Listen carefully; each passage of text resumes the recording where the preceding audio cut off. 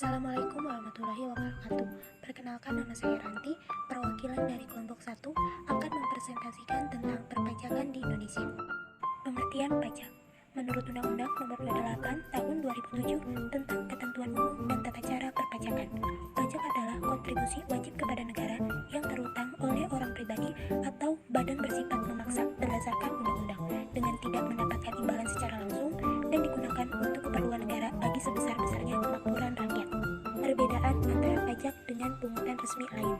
Pajak dipungut berdasarkan undang-undang, pungutan resmi lain diatur dengan peraturan pemerintah, peraturan menteri, atau pejabat yang lebih rendah lainnya. Pajak tidak diterima secara langsung, pungutan resmi lain diterima secara langsung, dan lain sebagainya.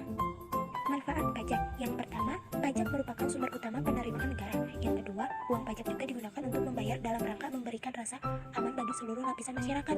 Yang ketiga, pajak juga digunakan untuk mensubsidi barang-barang yang sangat dibutuhkan masyarakat dan juga membayar utang negara ke luar negeri dan lain sebagainya.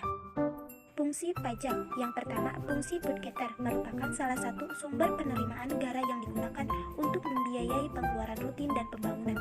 Yang kedua, fungsi reguler. Maksudnya, pajak digunakan sebagai alat untuk mengatur dan melaksanakan kebijakan pemerintah dalam bidang ekonomi dan bidang sosial. Asas pungutan pajak. Yang pertama, asas domisili atau tempat tinggal. Yang kedua, asas sumber. Yang ketiga, asas kebangsaan. Tarif pajak dibedakan menjadi 4. Yang pertama, tarif pajak sebanding atau profesional. Yang kedua, tarif pajak tetap. Yang ketiga, tarif pajak progresif. Tarif pajak progresif ini dibedakan menjadi 3. Yang A, tarif pajak progresif profesional.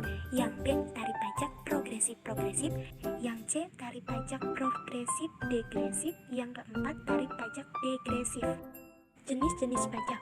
Yang pertama, pajak menurut golongannya dibagi menjadi 2, pajak langsung dan pajak tidak langsung.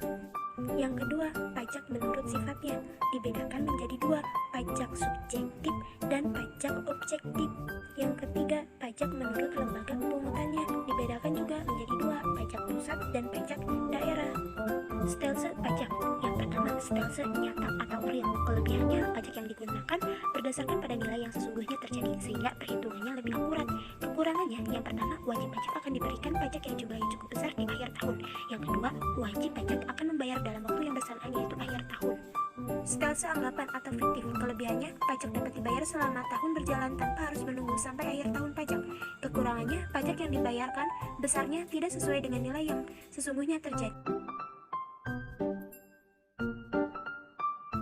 Yang ketiga, stelsel campuran. Kelebihannya dilakukan pada awal tahun pajak dan pajak yang dipungut sesuai dengan besarnya pajak yang sesungguhnya terutang. Kekurangannya, tambahan pekerjaan administrasi karena menghitungnya pajak dilakukan 2 kali yaitu pada awal dan akhir tahun.